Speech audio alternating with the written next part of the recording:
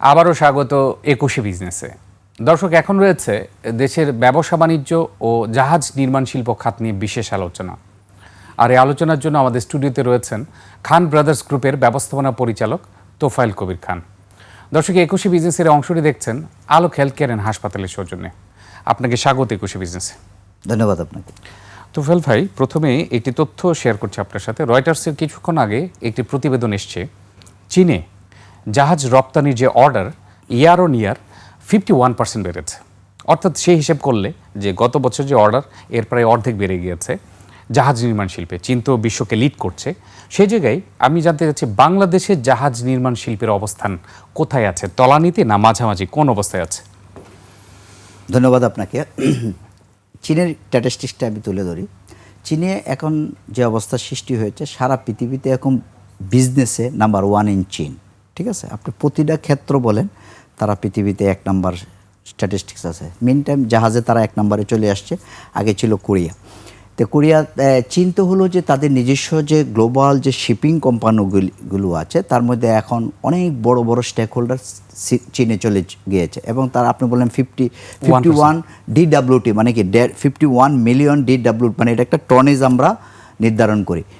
আর চীনের পরিপ্রেক্ষিতে আমরা যেটা বলি, যেমন চীন তো ধরেন সব বিজনেসে আগিয়ে গেছে, আমাদেরও যে জাহাজ নির্মাণ শিল্প যেটা আছে, এবং আমরাই করছি। কিছুদিন আগে আমরা বাংলাদেশ ব্যাংকের গভর্নরের সাথে দেখা করে আসছি, আমাদের জন্য শিপ বিল্ডিংয়ের জন্য, এক্সপোর্টেন্ট শিপ বিল্ডিংয়ের 2,000 কোটি টাকা দেওয়ার একটা প্রস্তাব ছিল।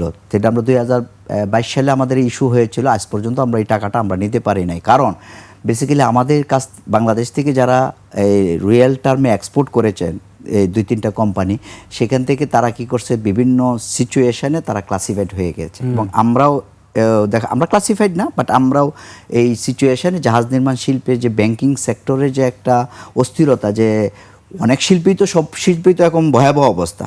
তা আমাদের এই শিল্পের ক্ষেত্রেও দেখা যাচ্ছে তারা খুব সিঙ্ক্রোনাইজ, যে আমরা দিব কি দিব না, টাকাটা দিলে পরে আদৌ রিটার্ন হবে কি হবে না। এক্ষেত্রে ক্লাসিফাইড 2,000 কোটি টাকা কিন্তু খুব বড় বেশি টাকা না। কিন্তু বাংলাদেশ ব্যাংক একটি কমিটিও করেছে, বিশেষ কমিটি গঠন করেছিল যে অচল যে কোম্পানিগুলোকে, ক্ষতিগ্রস্ত কোম্পানিগুলোকে সাহায্য করার জন্য।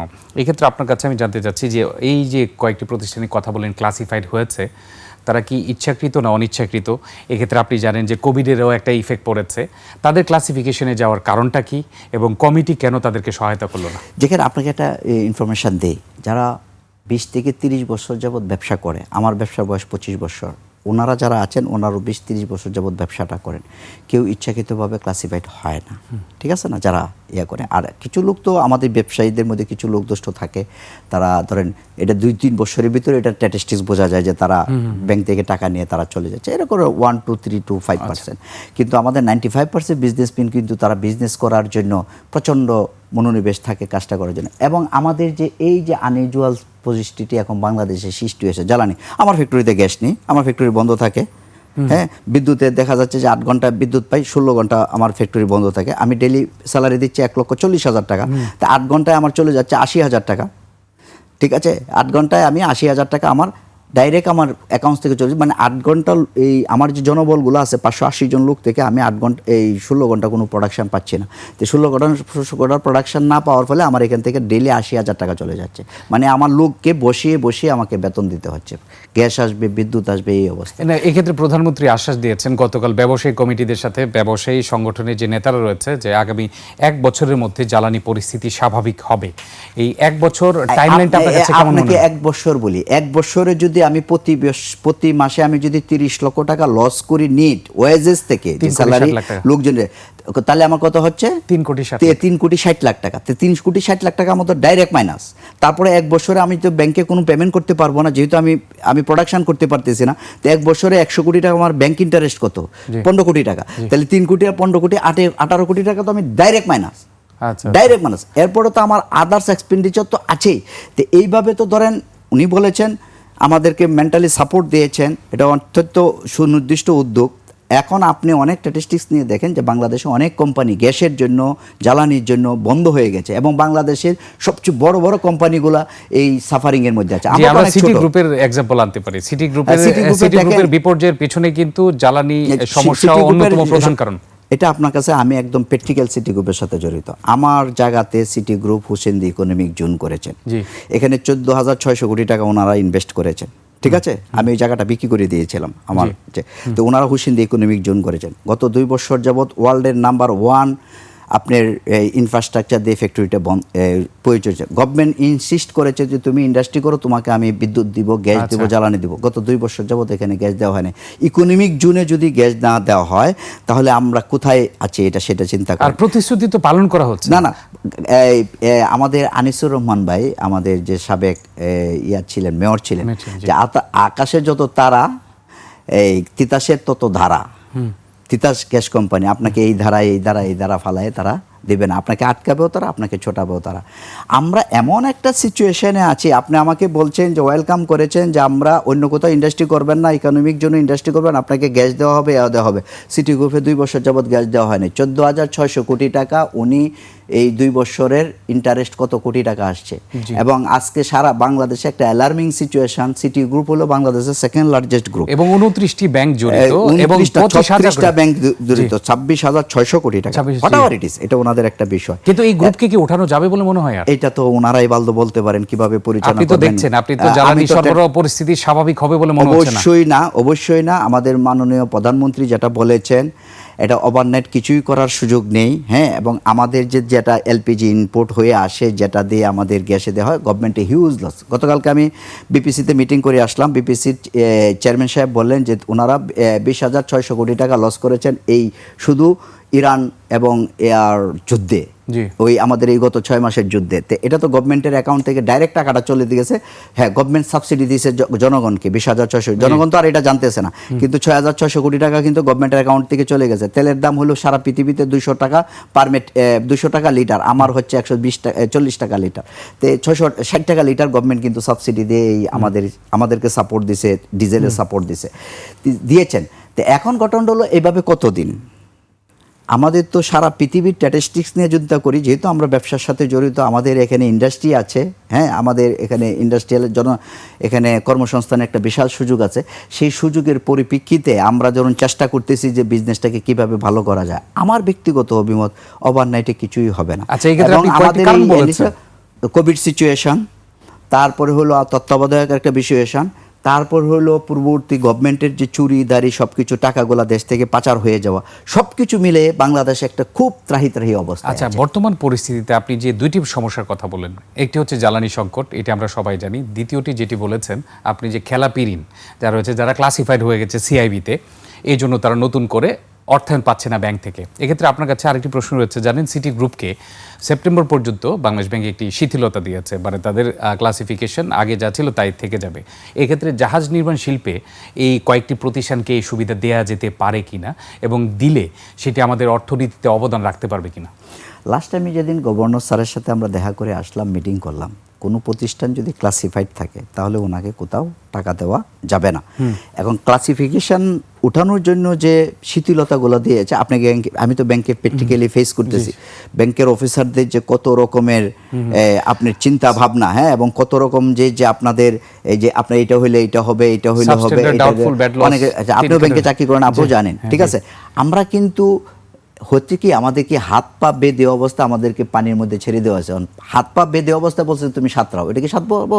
আমি 6 মিনিট 10 মিনিট আমি হয়তো জেগে থাকবো, 1 ঘন্টা পরে আমি অটোমেটিক্যালি আমি পানির নিচে ডুবে যাবো। তা আমাদের ব্যবসায়ীদেরও বাংলাদেশের যে পরিস্থিতি সৃষ্টি হয়েছে, গভর্নর মহোদয় অত্যন্ত আন্তরিক যে কীভাবে ক্লাসিফিকেশন ওঠানো যায় এবং কী পরিস্থিতি দিয়ে হয়েছে।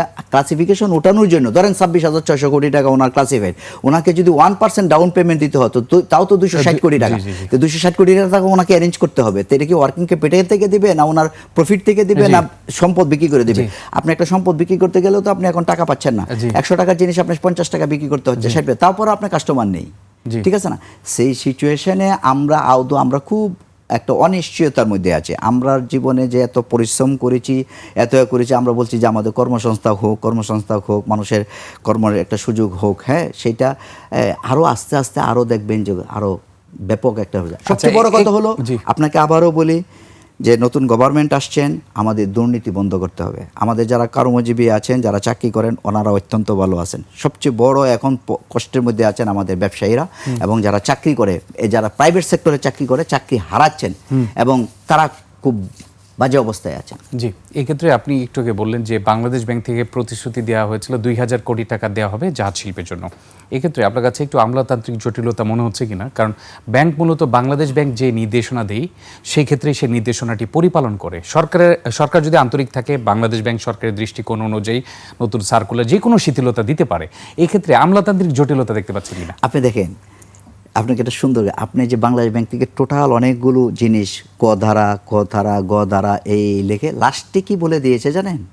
লাস্টে যে কথাটা বলে দেওয়া যায়, গ্রাহক এবং ব্যাংকারের সম্পত্তির ভিত্তিতে জিনিসটি নিষ্পত্তি করা হোক। এখন ব্যাংক আমাকে এক সময় ভালো জানতো, এখন ভালো জানে না। দৌড় ও বেটারে ওরে ওই চাই খাওয়াইতে দিও না। আগে কিন্তু আমার বাসার বউর জন্য শাড়ি কাপড় পাঠিয়ে দিত যখন আমি পারফর্ম করেছি, ঠিক আছে, অনেক গিফট টিপ পাঠিয়ে দিত আমাদের বাসায়।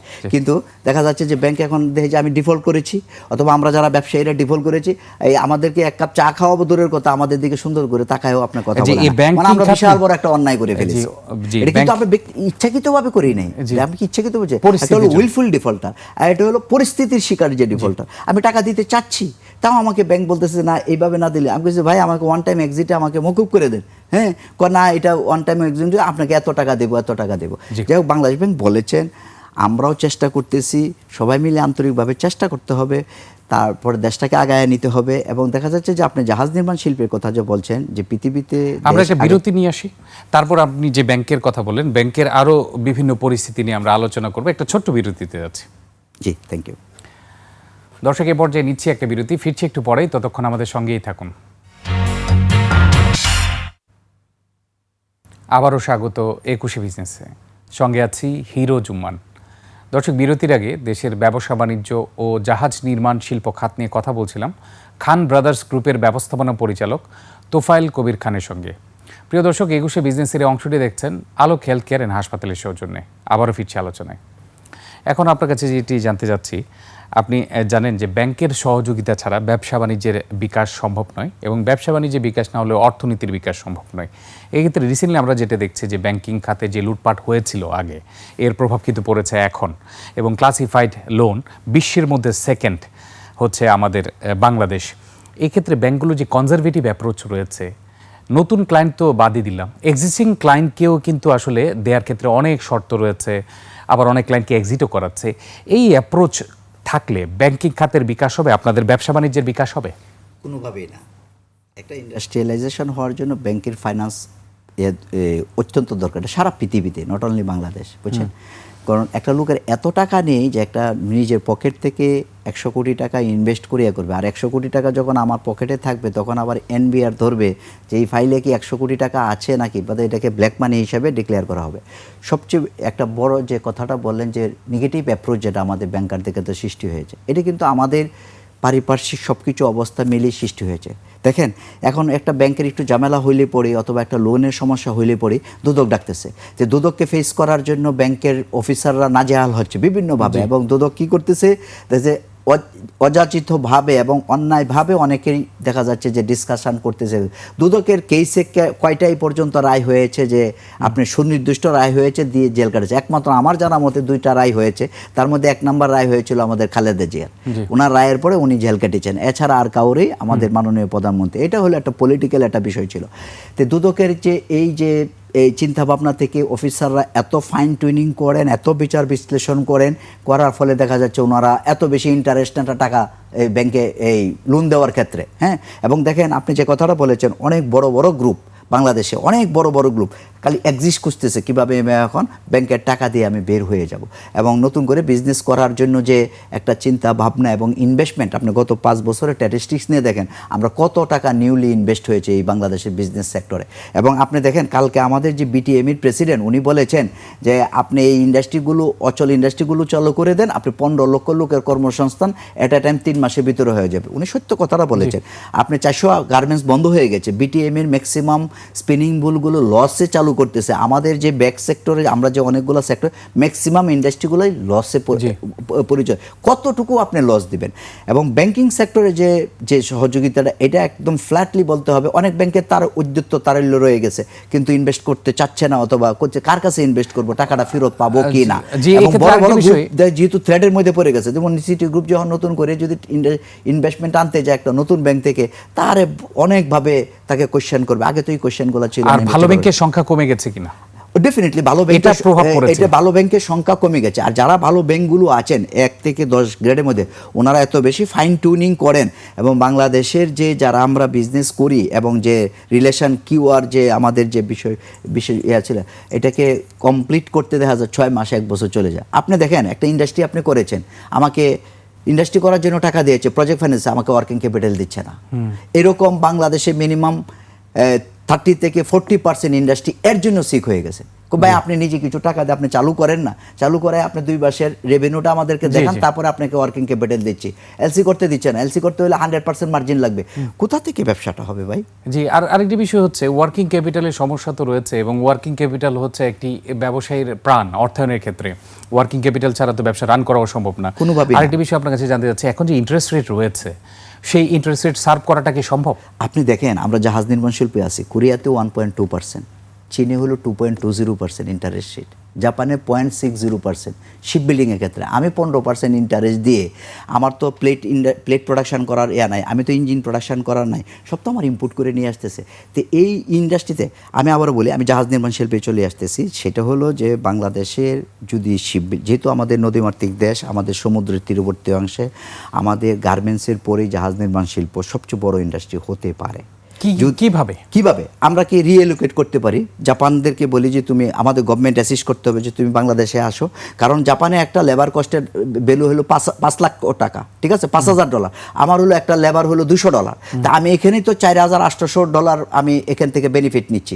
আমার দেখা যাচ্ছে যে এই আমাদের অন্যান্য আনইউজুয়ালের জন্য ধরেন আরও আমার $500 কম হোক, কিন্তু আমরা তো কাজটা করতে পারবো। আমাদের এই টাকাটা সেভ করে, আমাদের গার্মেন্টস কেন এত আমাদের লেবার ইনসেন্টিভের জন্য আমাদের গার্মেন্টসটা এত বুস্ট আপ করেছে পৃথিবীর অন্যান্য দেশের তুলনায়। আমার লেবার কস্ট, আমাদের 16 কোটি লোক, এই লোকগুলোকে আমরা কাজে লাগিয়ে আমরা কি দেশটাকে কিন্তু অনেক আগে নিই। গভর্নমেন্ট একমাত্র এখন বেঁচে আছে, আমি যেটা ব্যক্তিগতভাবে মনে করি যে আমরা বিজনেস কি করতেছেন শুধু ফরেন রেমিটেন্সের উপরে। ফরেন রেমিটেন্সটা যদি আপনি ধরেন 1 বছরে যদি আমরা 10 লক্ষ লোক এক্সপোর্ট করতে পারি, কি 50 লক্ষ লোক এক্সপোর্ট করতে পারি, তারা যদি $100 করে পাঠায়, তাহলে আপনি প্রতি মাসে তাহলে কত লক্ষ, কত মিলিয়ন ডলার, কত বিলিয়ন ডলার আমাদের দেশে আসবে। তো সেই দৃষ্টিকোণ থেকে গভর্নমেন্ট আন্তরিক, আমরা দেখতেছি, বাট গভর্নমেন্টের আদার্স বডিগুলো আন্তরিক না। প্র্যাকটিক্যালি আপনি অনেক ইনফরমেশন পাচ্ছেন বাংলাদেশে যে আমাদের এখন গভর্নমেন্টের বেশ কিছু অর্গান বিভিন্নভাবে এদিক সেদিক করে আমাদের করতেছে। ট্রান্সপারেন্সি আসতে হবে, অনেস্টি থাকতে হবে, নতুবা এই দেশে শ্রীলঙ্কা ক্লাসিফাইড হয়ে গেছিল, শ্রীলঙ্কা দেউলিয়া হয়ে গেছিল। আজকে শ্রীলঙ্কার স্ট্যাটিস্টিক্স গত 2 বছরের মধ্যে শ্রীলঙ্কার আবার ঘুরে দিয়েছি, ওদের স্ট্যাটিস্টিক্স চলে আসছে $4,000। ইনফ্লেশন একেবারে জিরো কাছে, ইনফ্লেশন একদম জিরোতে চলে আসছে। এটা হলো যে আমাদের ট্রান্সপারেন্সি থাকতে হবে, আমাদের অনেস্টি থাকতে হবে। যদি এটি আমরা না থাকি, আমরা সেই জায়গাতে পড়ে থাকি। আমরা আশা করি সরকার এই বিষয়ে অবশ্যই ভেবে দেখবেন, এবং সরকারের যতগুলো অর্গান রয়েছে, বডি রয়েছে, তারাও যেন সম হারে চলতে পারে এবং দেশের জন্য কিছু করতে পারবে, এই আশা নিয়ে আমরা আজকে শেষ করছি। আপনাকে অসংখ্য ধন্যবাদ। আপনাকে ধন্যবাদ। দর্শক, এতক্ষণ দেশের ব্যবসা বাণিজ্য ও জাহাজ নির্মাণ শিল্প খাতে নানা দিক ও করণীয় নিয়ে কথা বলছিলেন খান ব্রাদার্স গ্রুপের ব্যবস্থাপনা পরিচালক তোফায়েল কবির খান। দর্শক, নিচ্ছে একটা বিরতি। দুপুর 2টা 30 মিনিটে আবারও ফিরে আসবো 21শে বিজনেসে। দেখার আমন্ত্রণ রইল, 21শে সঙ্গেই থাকুন।